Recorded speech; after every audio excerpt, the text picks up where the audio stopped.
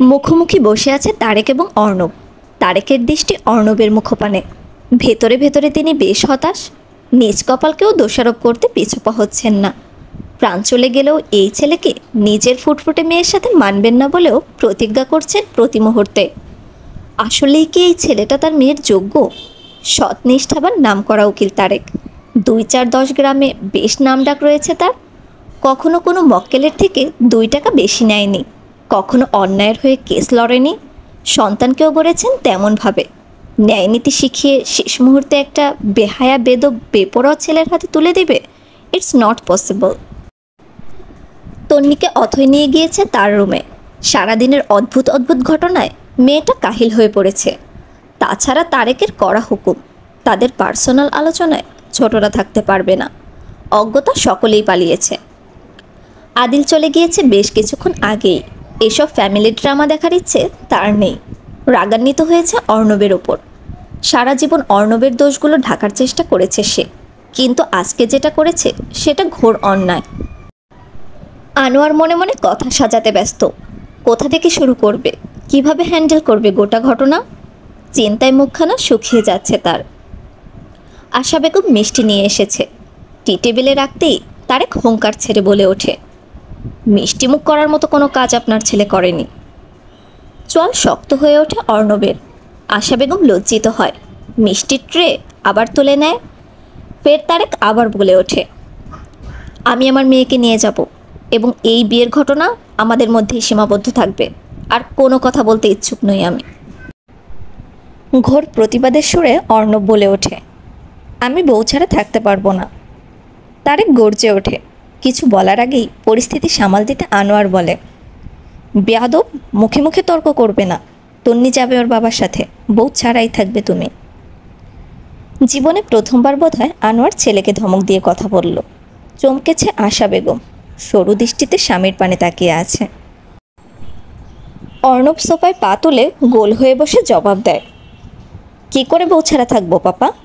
26 বছর যাবৎ দেখে যাচ্ছি তুমি মাম্মামকে ছাড়া একটা দিনও থাকো না। আমি তোমার শিক্ষায় শিক্ষিত হয়েছি, তোমায় অপমান করতে পারবো না। হতদম্ভ হয়ে যায় আনোয়ার। বেশ বুঝতে পারে ধমকে কথা বলার ফলাফল হাতে নাতে দিল। আশা বেগম লজ্জায় আঁচল টেনে মুখ ঢেকে ফেলেছে। তারেকের আঁখি পল্লব বড় বড় হয়ে গিয়েছে। পরপর দীর্ঘশ্বাস ফেলে বলে, দেখুন এমপি সাহেব, আপনার ছেলে না জানে ভদ্রতা, না জানে সভ্যতা, আর না আছে যোগ্যতা। পারেই শুধু মারামারি কাটাকাটি করতে, পড়ালেখায়ও ভালো না। এমন ছেলের হাতে কি আমি আমার কলিজার টুকরাকে তুলে দিব? ও কি যোগ্য আমার মেয়ের? আপনার ছেলেকে বলুন নিজেকে বদলাতে। আই প্রমিস, নিজেকে পাল্টে নিজের একটা পরিচিতি তৈরি করতে পারলে আমি ভেবে দেখব। তারেকের কথা ভালো লাগে না আনোয়ারের। একটা মেয়ের জন্য নিজের ছেলের যোগ্যতার দিকে আঙুল তোলা হচ্ছে। আনোয়ার যথেষ্ট প্রভাবশালী বিজনেসম্যান। তার যা অর্থ আছে, অর্ণবের বাচ্চা কাচ্চারাও রাজার হালে রাজত্ব করে যেতে পারবে। কখনো ছেলেকে চোখ রাঙিয়ে কথা বলেনি আনোয়ার। সেই ছেলেকে আজকে যোগ্যতা নিয়ে অপমান করা হলো। অর্ণবের মুখের দিকে তাকায় তিনি। এই অপমানের জবাব কি তার ছেলে দিবে না? একটা মেয়ের জন্য মান অপমান খেয়ে বসবে? আনোয়ারকে ভুল প্রমাণিত করে অর্ণব স্পষ্ট স্বরে বলে ওঠে, আমি যদি নিজেকে পাল্টে ফেলি তাহলে আপনার মেয়ে আমার যোগ্য থাকবে তো? তাচ্ছিল্য হাসে তারেক এবং বলে, আমার মেয়ের যোগ্য আগে হয়ে ওঠো, তারপর দেখা যাবে। মাথা নিচু করে ফেলে অর্ণব, হাত মুষ্টিবদ্ধ করে ফেলে। আমি অথৈর তন্নির মুখে শুনতে চাই যে আমি ওর যোগ্য নই। তারেক বোধহয় জানতো এমনটা হবে। সঙ্গে সঙ্গে তিনি দাঁড়িয়ে পড়েন। হুঙ্কার ছেড়ে ডাকেন তন্নিকে। তন্নি সবেই বিছানায় গা এলিয়ে দিয়েছিল। অথৈ অশ্রমে ঢুকেছে। বাবার ডাকে দৌড়ে আসে। দুরু দুরু বুক কাঁপছে তার। ভয়ঙ্কর কিছু ঘটতে চলেছে তার সাথে, ঠিক জানে। তারেকের পাশে দাঁড়ায় তন্নি। হাঁপাতে হাঁপাতে শুধায়, কি হয়েছে বাবা?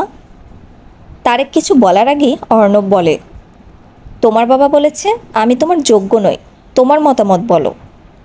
শুকনো ঢোক গেলে তন্নি মাথা তুলে এক নজর তাকায় অর্ণবের মুখপানে।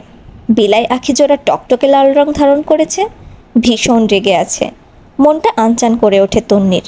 বাবা বলেছে মানে তাকেও সেটা বলতে হবে। বাবার মুখের উপর কথা বলার সাধ্য কোনো কালেই ছিল না, আজকেও নেই। তবে অর্ণব তার যোগ্য নয়, কথাটা মানতে মন সায় দিচ্ছে না। অ্যান্সার মিডিয়েট, ধমকে বলে অর্ণব। কেঁপে ওঠে তন্নি, বাবার হাতখানা জাপটে জড়িয়ে ধরে, কাঁপাকাঁপি গলায় বলে, বাবা যা বলেছে তাই ঠিক। অর্ণব বোধহয় একটু আহত হলো, আশা করেছিল তন্নি বলবে বাবা ভুল বলছো। ঠোঁট কামড়ে কিছুক্ষণ চুপ করে থাকে অর্ণব। তারেক বিশ্বজয়ের হাসি হাসে। আগে নিজে যোগ্য হও, তারপর আসবে আমার কাছে আমার মেয়ের হাত চাইতে। ততদিন আমার মেয়ের আশেপাশেও আসবে না। সঙ্গে সঙ্গে অর্ণব জবাব দেয়, যেন জবাব তার জিহ্বার আগায় এসেছিল। আমি যদি সাকসেস হই, I am sorry to say আপনার মেয়ে আমার যোগ্য থাকবে না। আমার বাবা মানিকগঞ্জের শ্রেষ্ঠ ধনীর তালিকায় প্রথম স্থানে রয়েছে, আর আপনারা মধ্যবিত্তের তালিকায় সর্বনিম্ন স্তরে রয়েছেন। টাকা পয়সার হিসেব বাদ দিলাম, কারণ আমি আপনার মেয়েকে চেয়েছিলাম। আপনার মেয়েও আহামরি সুন্দরী কোনো নারী নয়, পারফেক্ট সে না, তবুও চোখে ধরেছিল। আনফর্চুনেটলি ভালোবেসে ফেলেছিলাম। আমার ধারণা ছিল সেও আমাকে আমার মতো করেই পছন্দ করে। ভুল ছিলাম আমি। আপনার মেয়ের যোগ্যতা লাগবে। ওর কি যোগ্যতা আছে? গায়ের রং শ্যামলা, ধবধবে ফর্সা নয়, লম্বা নয়, বোকা, আর সব থেকে ইরিটেটিং যে বিষয়টা, অতিরিক্ত ন্যাকা। আপনারা দয়া করে আমার বাড়ি থেকে বের হয়ে যান। বিয়েটা যখন করেই ফেলেছি, দ্রুত ডিভোর্সও দিয়ে দিব। বুকের ভেতরটা অসম্ভবভাবে কাঁপছে তন্নির, পা ভেঙে আসছে, নিজের শরীরের ভর সইতে পারছে না। বাবার হাতটা আরও একটু শক্ত করে ধরে, দুই চোখ বেয়ে টপ টপ করে পানি ঝরছে, থুতনি ঠেকেছে বুকে। অপ্রিয় কিছু সত্যি কথা, আসলেই তন্নি ন্যাকা আর বোকা। তারেক আঙুল তুলে কিছু বলতে যায়, অর্ণব নিজেও আঙুল তুলে ধমকে বলে ওঠে, বের হতে বলেছি আমার বাড়ি থেকে। আপনার ভাষণ শুনতে ইচ্ছুক নই আমি। Get out from my house. থমথমে মুখে তন্নির হাত ধরে বেরিয়ে যায় তারেক। শেষবারের মতো মুখ তুলে তাকায়নি তন্নি, মাথা নিচু করে বেরিয়ে এসেছে। তবে কি শেষ হয়ে গেল তাদের গল্প? অর্ণব নামক পাগলটা কি আর তন্নিকে মায়াবতী বলে ডাকবে না? গভীর রাতে হুটহাট বাড়িতে চলে যাবে না? গলায় থাকা কালো তিলটাতে চুমু খাবে না? তন্নি তার বাবার সাথে চোখের আড়াল হতেই অর্ণব বাবা মাকে উদ্দেশ্য করে বলে, papa, I am go to Singapore today. সিদ্ধান্ত জানিয়ে নিজ কক্ষের দিকে অগ্রসর হয় অর্ণব। আনোয়ার জিভ দ্বারা ঠোঁট ভিজিয়ে নেয়। কয়েক মাস যাবৎ সিঙ্গাপুর যাওয়ার তোড়জোড় করছে অর্ণব। আনোয়ার সহায়তা করেছে। আজকে রাত 11টায় ফ্লাইট ছিল। অর্ণব জানিয়েছিল আজকে যাবে না, ফ্লাইট মিস করবে। বাসায় ফিরে তারেক নিজে নিজে দীর্ঘ সময় বিলাপ বকেছে। মাথা নিচু করে তন্নি শুনেছে। অথয়ের সাথে কথা বলাও বন্ধ। তন্নির থেকে ফোনখানাও নিয়ে নিয়েছে তারেক। 1 সপ্তাহের মধ্যে শহর ছাড়ার খবরটাও জানিয়ে দিল তারেক। বাবার বকা শুনে ধীর পায়ে নিজের রুমে যায়। দরজা আটকে খানিকক্ষণ চোখ বন্ধ করে দাঁড়িয়ে থাকে, পরপর ধপ করে ফ্লোরে বসে পড়ে। বিড়বিড় করে বলে, আপনার জন্য আমি অথয়কে হারিয়ে ফেললাম অর্ণব। কেটে যায় দীর্ঘ 4 বছর। তন্নি এখন অনার্স প্রথম বর্ষের ছাত্রী। এই 4 বছরে একবারও দেখা হয়নি অথয়ের সাথে। এসএসসি পরীক্ষার চিট পড়েছিল দুজনের 2 স্কুলে। সেদিন তন্নি বুঝে গিয়েছিল ভাগ্যও চাচ্ছে না তার আর অথয়ের দেখা হোক। রাত 10:40। তারেক 2 ছেলে মেয়েকে পড়াতে বসেছে। বরাবরই তন্নি পড়ালেখায় ফাঁকি দেয় না। বাবার দেওয়া সকল পড়াই ঠিকভাবে সম্পূর্ণ করেছে। তামিম ফাঁকিবাজ, সে হোমওয়ার্ক করেনি। মস্ত বড় মোটা লাঠি নিয়ে বসেছে তারেক। হোমওয়ার্ক না দেখাতে পারলে পিঠে ভাঙবে।